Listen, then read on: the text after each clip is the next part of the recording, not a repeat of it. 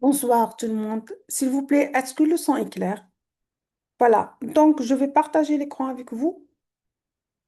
Voilà.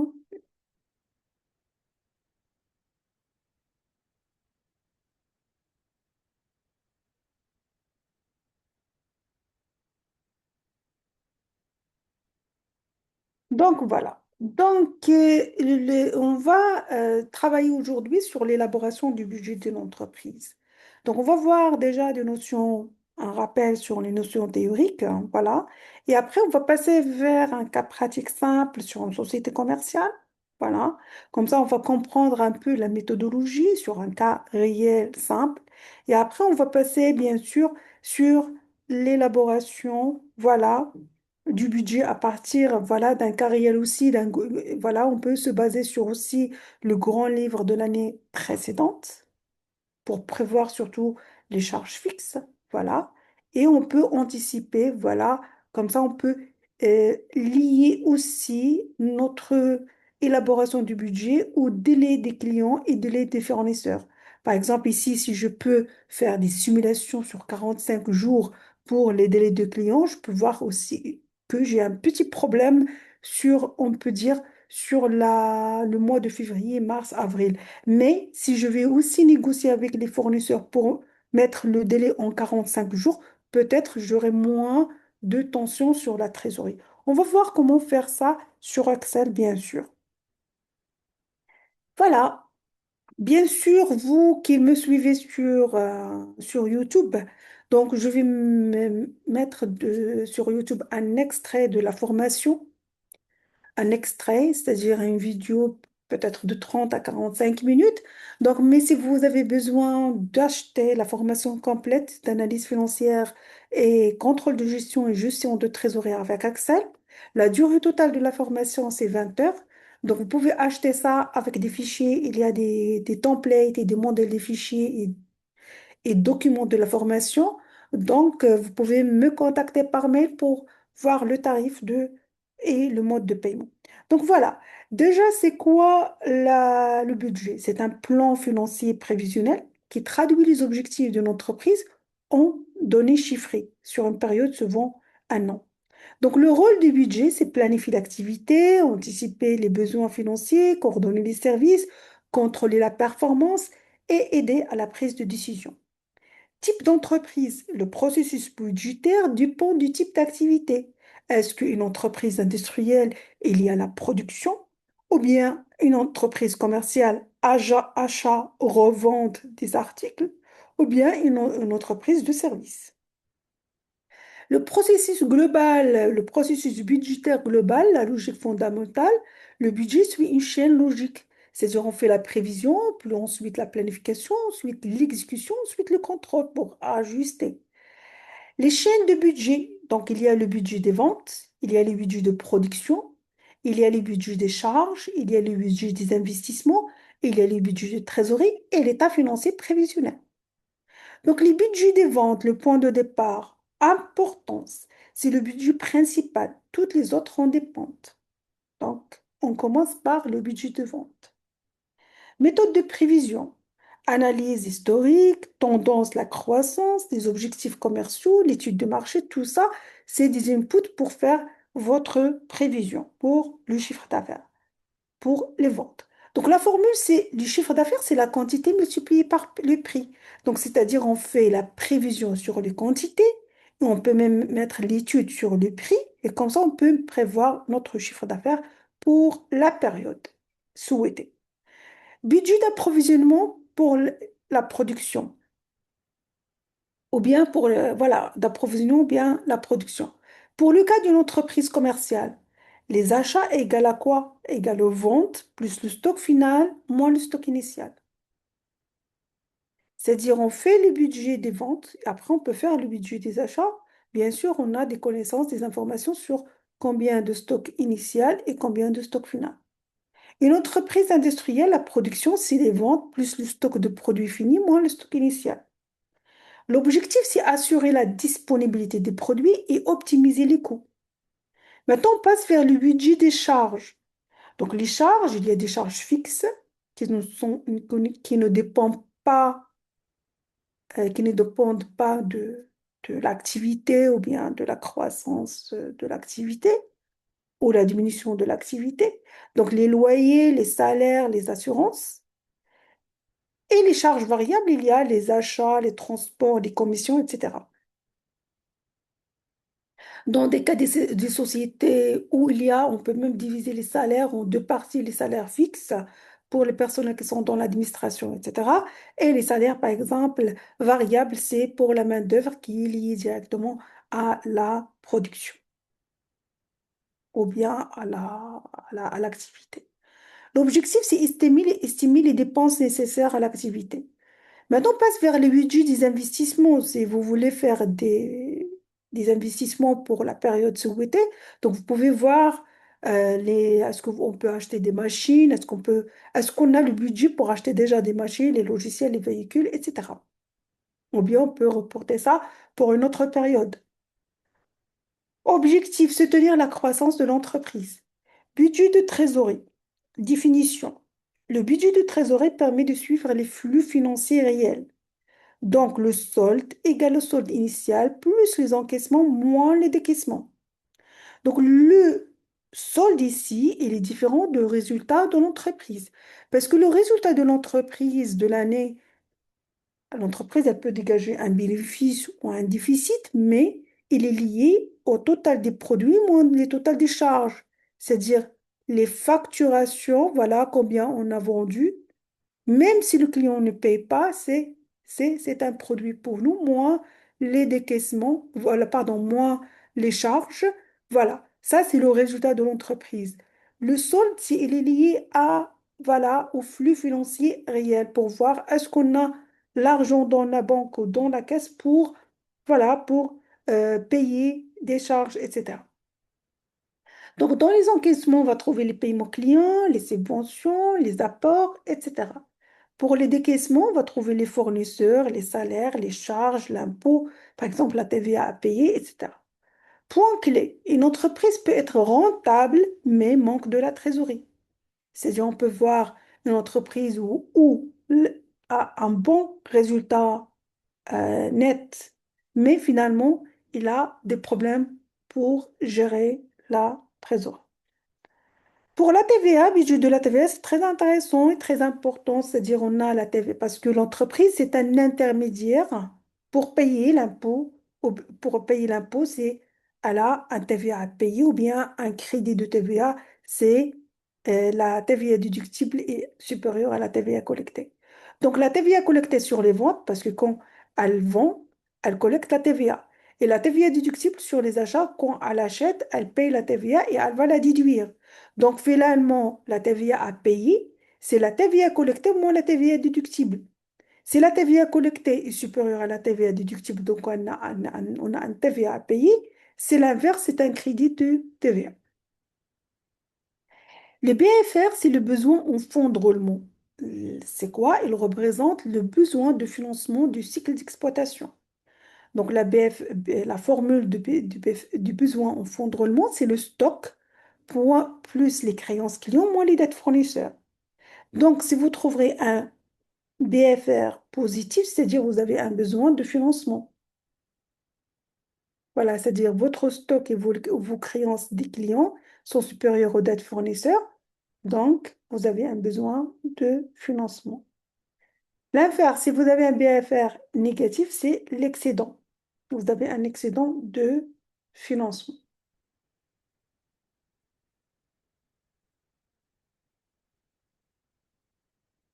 Analyse des écarts.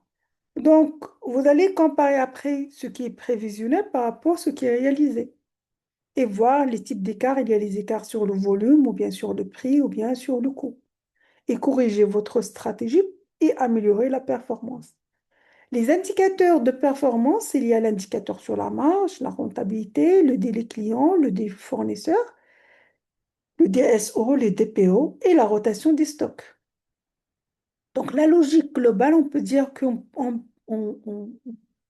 commence par le budget des ventes pour faire la budget des productions pour les sociétés industrielles ou bien les budgets des achats pour les sociétés commerciales et on fait les budgets des charges et on fait les budgets des trésoreries et le budget après, on analyse et on prend la bonne décision. Donc, les règles d'or, toujours commencer par les ventes, bien gérer les stocks, anticiper la trésorerie et suivre les écarts.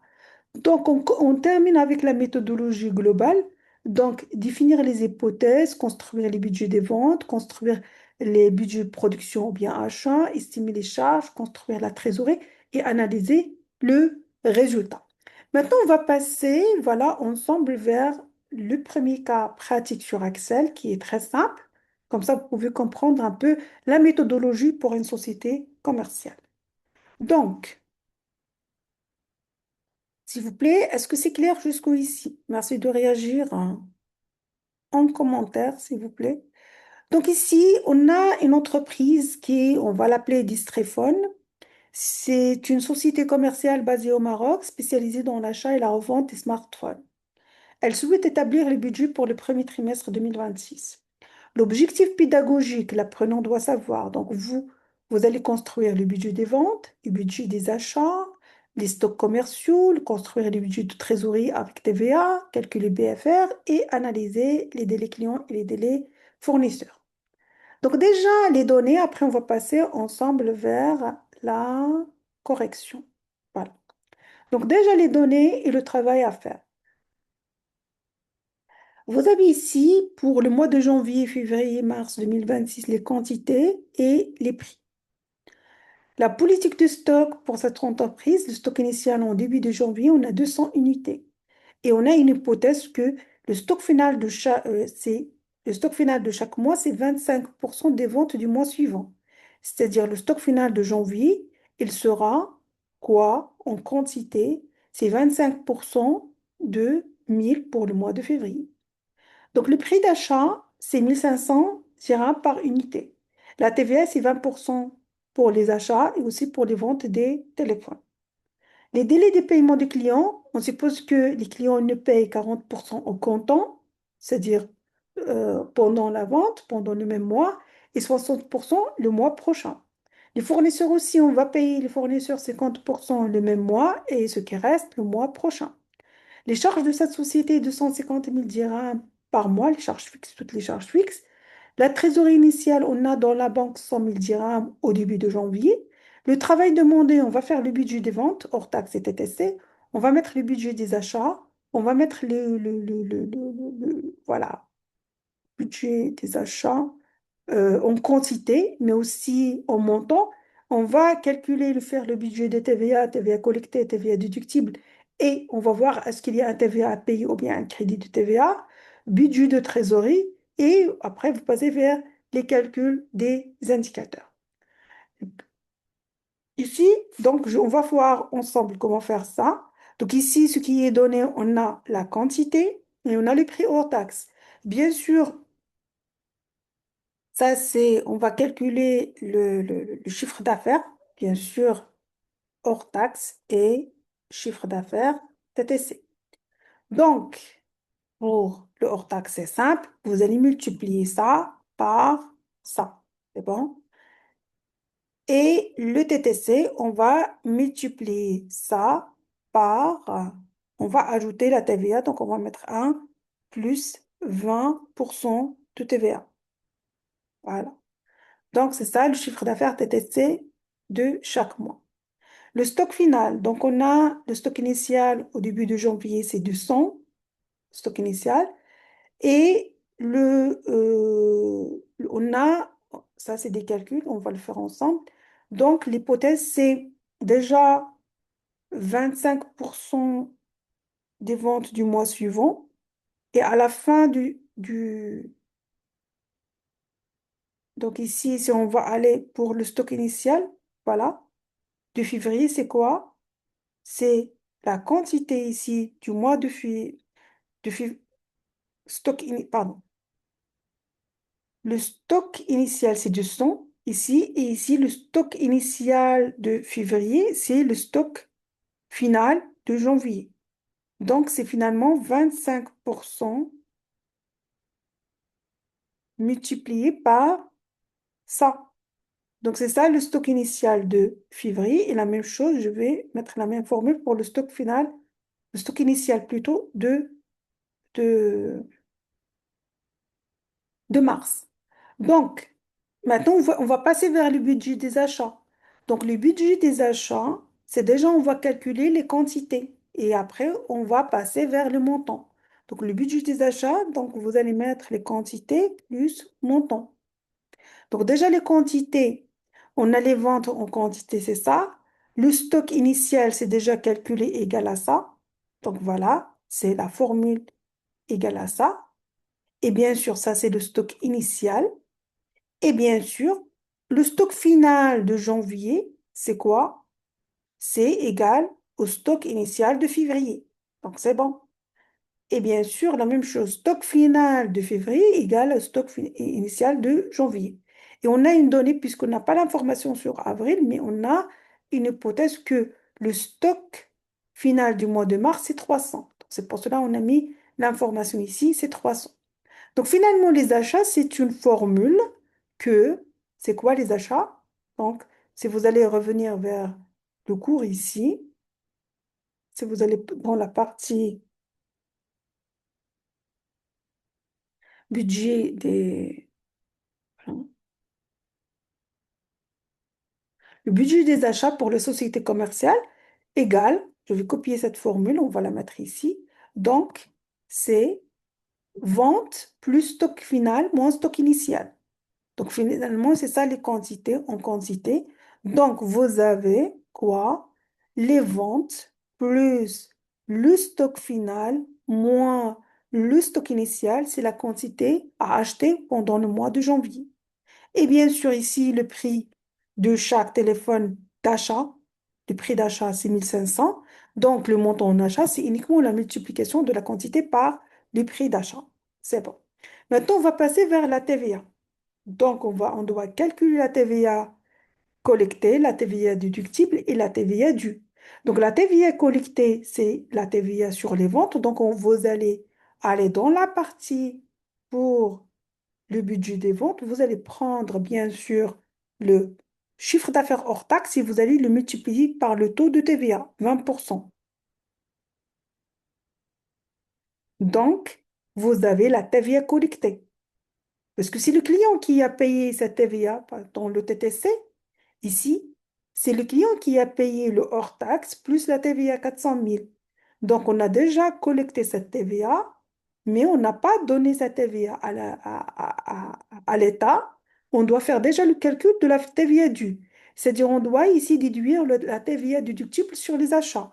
Donc, ici, je vais multiplier quoi? Je vais aller dans le budget des achats, je vais aller dans le montant hors taxe ici, et on va la multiplier par 20%.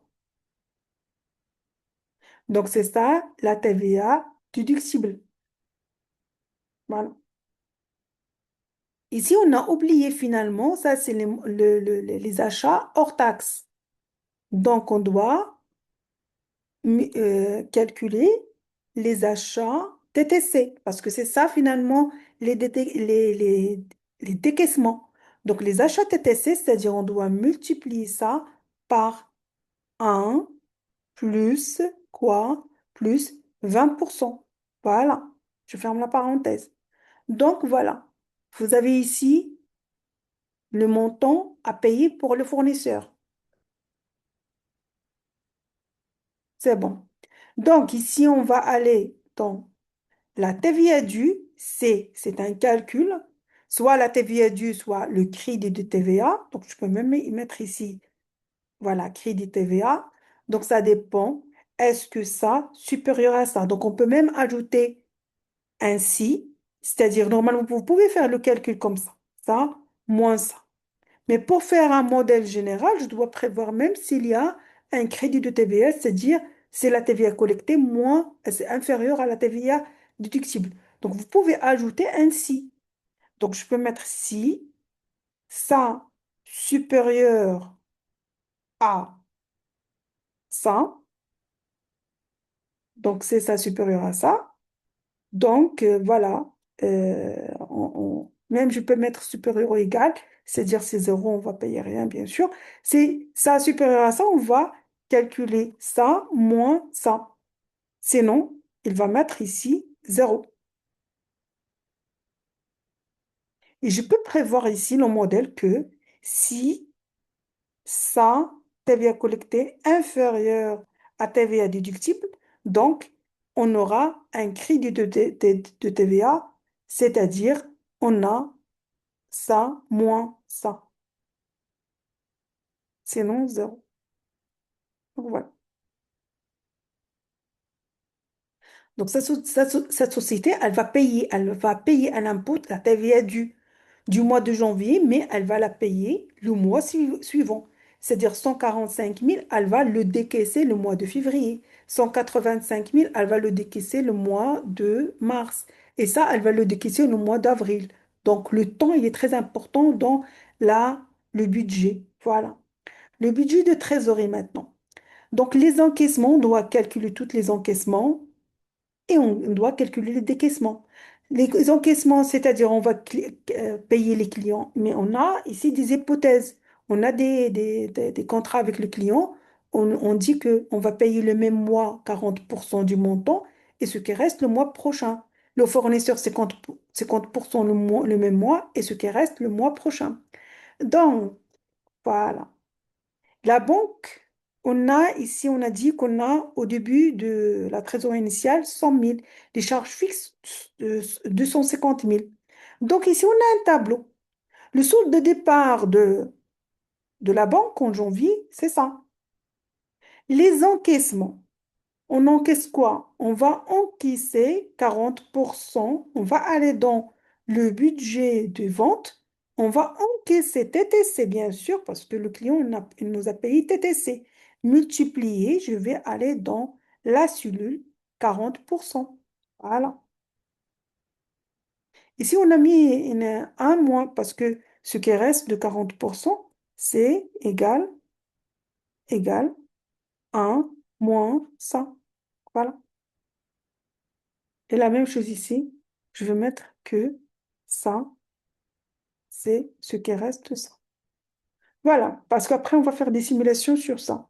Donc, donc on va encaisser le mois de janvier 960 000. Et on a dans la banque au début du mois 100 000. Mais on va décaisser quoi? On va décaisser, bien sûr, on va payer les fournisseurs. On va payer 50%.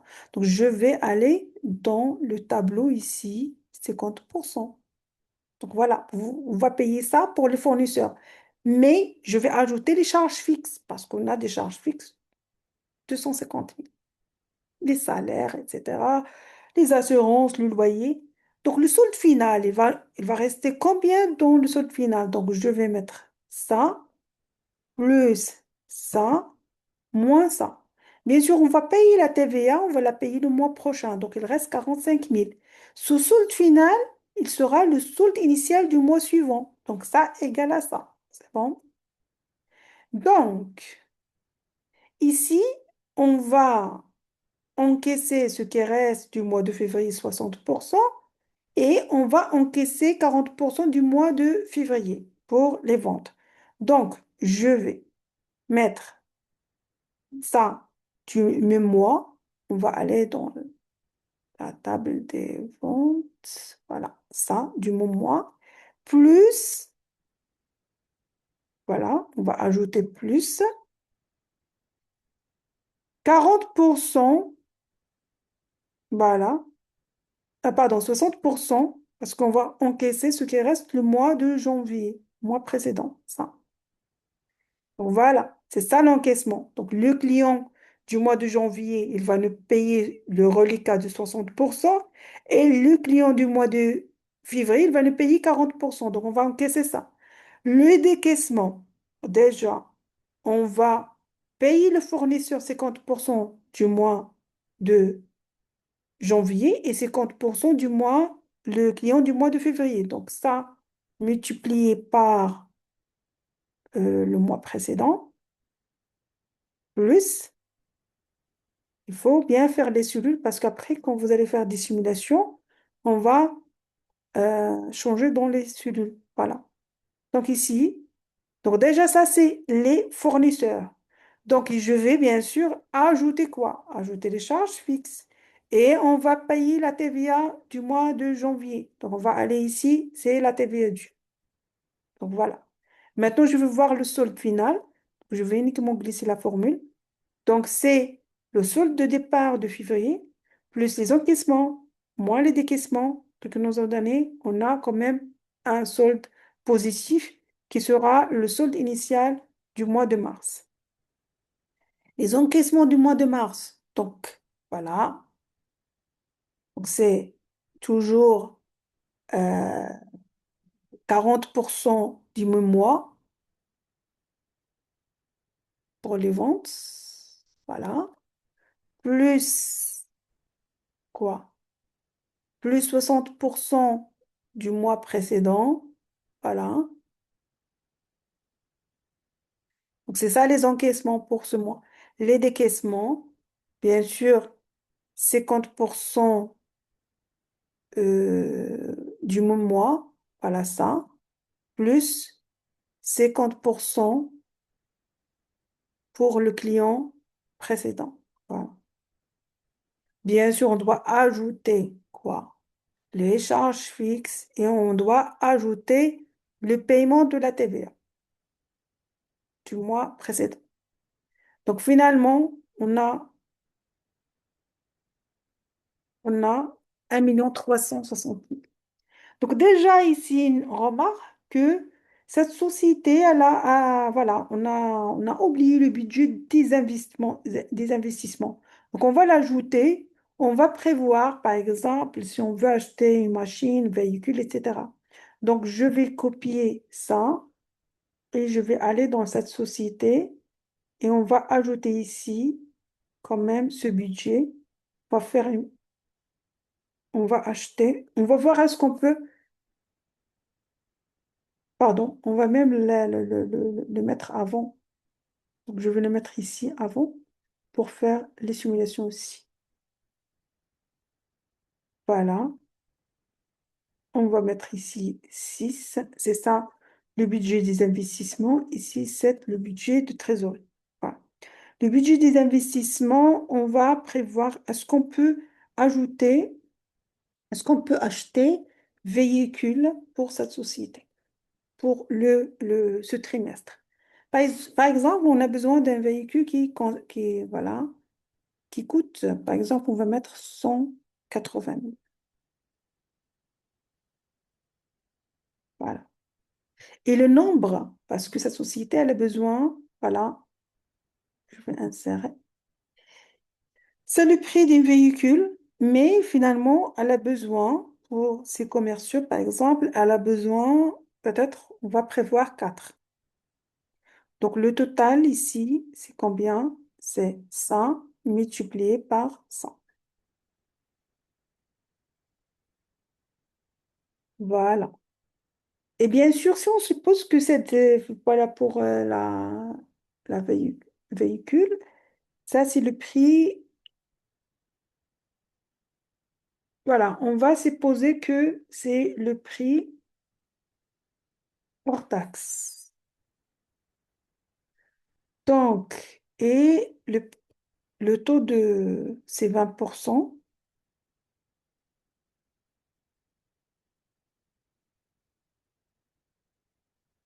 Donc, on peut ici mettre un tableau pour prévoir est-ce qu'on va l'acheter dans un seul mois ou plusieurs mois. Donc, je peux mettre ici, voilà, voilà, les mois. Voilà, on va mettre mois comme ça. Voilà. Et on va voir le montant et on va mettre ici la TVA et le TTC. Donc, on se pose ici, on va acheter un. Est-ce qu'on peut acheter véhicule ici? Est-ce qu'on peut acheter aussi ici véhicule? Est-ce qu'on peut acheter ici les deux? Donc ici, on va multiplier par la TVA. Pardon.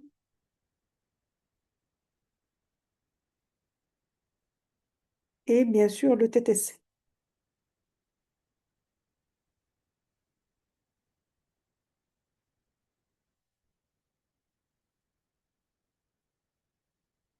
C'est bon.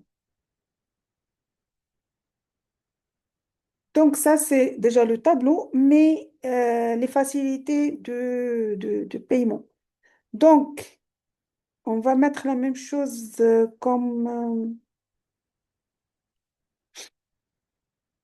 on va mettre ici ça c'est le fournisseur pour les téléphones, mais on va mettre les fournisseurs d'immobilisation, c'est-à-dire les fournisseurs ici d'investissement. Fournisseurs, voilà, d'IMO, d'une façon générale, d'immobilisation. Donc, on va voir les facilités. C'est par exemple, on peut mettre la même chose 40 à 50%. C'est déjà une solution, mais sinon, vous pouvez même faire plusieurs mois, c'est-à-dire le deuxième à un mois, à 2 mois, etc. Donc, dans les décaissements ici, on peut voir déjà ici, on ne peut pas ajouter, voilà, vous voyez le solde final, on ne peut pas ajouter, sauf si on peut négocier dans la trésorerie, voilà, ici les taux. Les taux. Mais déjà, on peut voir ici que dans le budget des investissements, on peut, voilà, supprimer ça du premier mois et voilà, et faire quoi? Et voir, est-ce qu'on a la possibilité de voir les autres mois? Par exemple, on peut mettre ici 100 multiplié par, par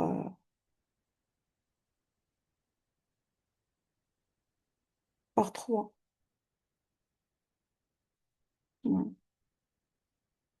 Donc, vous allez ajouter dans le décaissement, bien sûr, ici, vous allez ajouter plus l'investissement, c'est-à-dire quoi? Dans l'investissement, vous allez ajouter le budget d'investissement, vous allez ajouter TTC multiplié par 100. Voilà. Pour la TVA, vous allez la, récupérer après. Pardon, la décaisser, l'ajouter dans la TVA déductible aussi.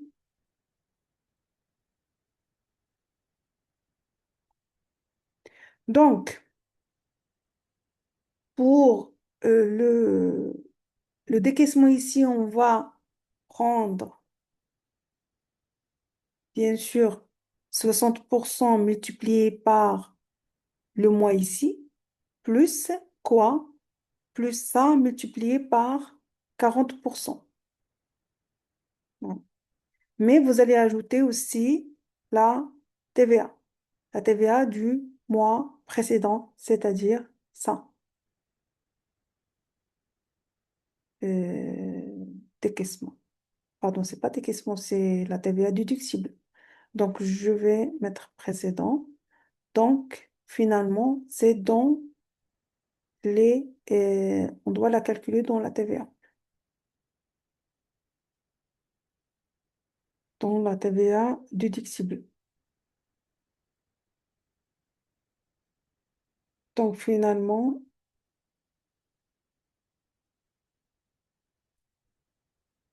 je dois ajouter ici la colonne de TVA des investissements.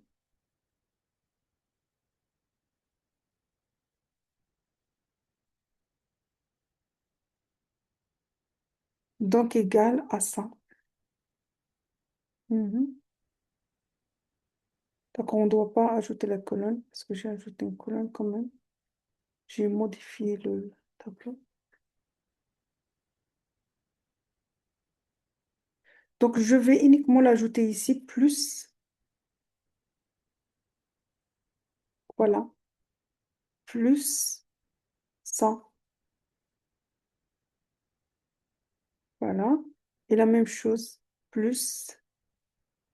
Bon, bon. Donc, on peut voir, voilà, que c'est possible d'acheter. Voilà, on n'a pas quelque chose ici négatif, on peut acheter ça. Sauf ici, on peut pas investir le même mois. Donc, on va supposer, par exemple, que l'entreprise euh, c'est par exemple le client, normalement, voilà, il va négocier plus, il veut payer ici uniquement 20% le même mois. Donc, on va voir l'impact sur la trésorerie, vous voyez que c'est négatif, donc on ne peut pas l'accepter 20%. Donc, mais quand même, il ne veut pas 40% et on peut voir avec l'outil qui s'appelle valeur cible dans Excel, quel est le taux pour arriver à 0%, à zéro solde final ici? Donc, le taux va aller dans données, et vous allez dans analyse scénario, vous allez dans valeur cible et la valeur à atteindre, c'est 0. Et la cellule à modifier, on veut savoir quel est le taux exact ici pour atteindre 0 dans le solde final de janvier. Quand je clique sur OK, c'est Excel qui a calculé exactement. On peut donner au client de ne payer 38% pour atteindre ici 0. Mais si le client ne veut pas accepter 30%, voilà, il propose par exemple, 30% ou bien 20%, on va voir est-ce qu'on peut négocier avec nos fournisseurs pour un peu diminuer ça pour les fournisseurs et accorder aux clients 30%. Donc, aussi, on ne peut pas faire ça avec la valeur cible parce qu'on a plusieurs contraintes. On va travailler avec le solveur. Donc, déjà, ici, vous voyez, j'ai le solveur qui peut résoudre les équations mathématiques dans Excel. C'est un outil d'analyse de scénario. Mais comment vous l'activez? Il faut aller dans Fichier, il faut aller dans Options et il faut aller dans Complément. Et dans Complément, cliquez sur Complément Excel et cliquez sur Atteindre. Et cochez ici, vous voyez ici, cochez Complément Solver. C'est un outil d'optimisation et de résolution des équations. Cliquez sur OK. Quand vous cochez dans Solver, vous allez trouver dans Données Solver. Vous cliquez sur Solver et je vais mettre rétablir tout parce que j'ai déjà travaillé ça avant avec l'autre groupe. Donc, je vais aller dans l'objectif final. On veut ici atteindre 0. Je vais mettre que je veux 0. Oui. Et je vais mettre les variables. Avant de faire ça, donc déjà, on va revenir à l'état initial. Par exemple, ici, on a 40%. Et voilà. On va aller ici, on va aller dans Solve. Pardon, c'est pas le titre. Donc, on va cliquer sur ça. On va aller dans Solver. Je vais mettre rétablir tout. Oui. Donc, maintenant, on va cliquer sur ça et on veut, dans E, dans cette cellule, on veut atteindre 0. Les variables, les inputs, c'est quoi? C'est déjà la, le taux des clients. Point virgule, je vais ajouter aussi, on peut changer le taux des fournisseurs, oui, et je clique sur résoudre. Donc, il a trouvé une solution, on va voir la solution. Il a donné 39% pour les clients et 51% pour les fournisseurs pour atteindre 0. Mais on a une contrainte que le client, il demande 30%. Donc, je vais aller dans Solver, je vais ajouter cette contrainte. Donc, dans la zone contrainte, je vais ajouter la contrainte que ça, le client, ici, inférieur ou égal à 30%. Je clique toujours dans la solution GRG non linéaire, je clique sur résoudre. Donc, pour voir est-ce qu'il a trouvé une solution. Oui, il a donné 30% pour le client, mais pour le fournisseur, 37% et ici, 0. Voilà.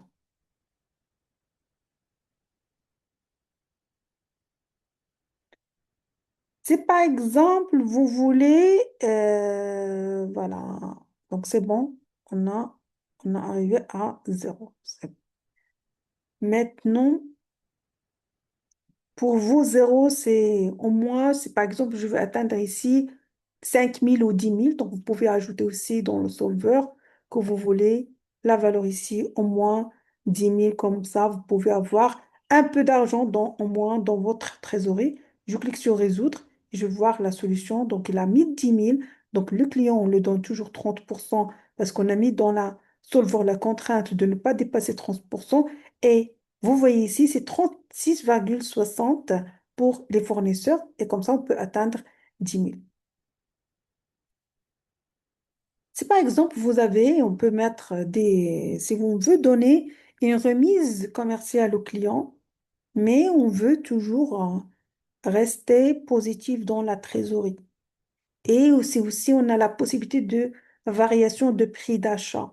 Si on peut négocier avec le fournisseur le prix d'achat. Voilà.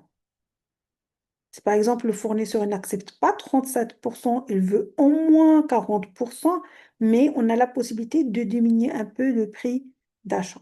Donc le prix d'achat, il est où? Voilà, dans le tableau. Il est où, le prix d'achat? C'est ici. Voilà, ça. Finalement, il est lié à laquelle cellule? C'est la cellule qui est ici. Donc on a une seule cellule. Donc si par exemple, soit le solveur ou bien la valeur, le solveur ou bien la valeur cible, si on veut, dans le solveur, parce on va ajouter des contraintes. Donc, toujours, je reviens dans données, je vais aller dans solveur et je vais ajouter la contrainte que le fournisseur, ça, et ne doit pas être supérieur ou égal à 40% parce qu'il n'accepte pas moins de 40%. Mais on a maintenant la possibilité d'ajouter dans les cellules variables le prix. Donc, je vais aller pour voir quelle est la proposition de solveur pour le prix pour le négocier avec le fournisseur. Donc, on va aller dans la cellule ici et ajouter cette cellule. Maintenant, je clique sur résoudre. Donc, il a trouvé une solution. Donc, pour donner au fournisseur 40% au comptant, et pour arriver ici à 10 000, et pour donner au client, voilà, pour que le client ne donne uniquement 30%, il faut que je vais négocier avec le fournisseur de diminuer le prix à 1 372. Par exemple, si le client propose de me donner 40%, mais il demande une remise. Je vais voir est-ce que je peux accepter je vais voir déjà les remises données par le solveur. Je vais voir est-ce que je vais l'accepter. Donc, comment ajouter les remises dans le tableau? Donc, on va aller dans la table. Quelle table? La table des ventes. Voilà. Donc, la remise chiffre d'affaires hors taxe. Et ici, je peux ajouter une cellule qui s'appelle, on va ajouter une cellule ici, par exemple, qui s'appelle remise, taux de remise. Je vais mettre n'importe quel taux, par exemple 2% pour l'instant. Ou même mettre 0% parce que on va voir, le solveur il va nous donner combien de taux ici, le montant ici. Donc, je vais multiplier, voilà, par 1 moins la remise qui est ici. Voilà. C'est bon? Donc, puisqu'on a 0, bien sûr, il n'y a pas de remise pour l'instant.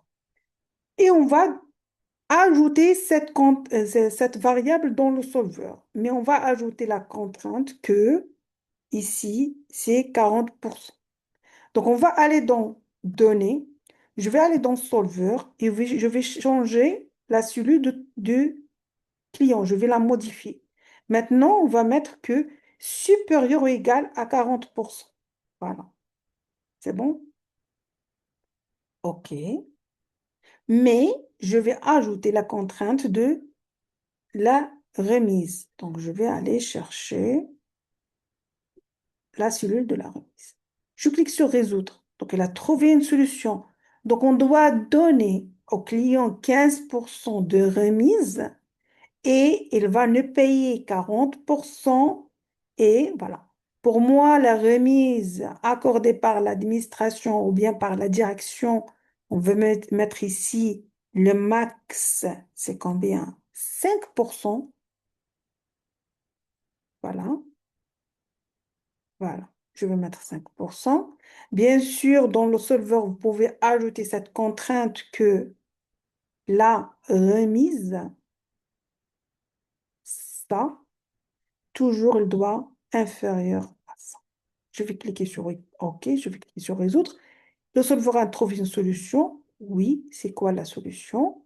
Je vais voir déjà, il a proposé combien pour la remise? Il a proposé 5%.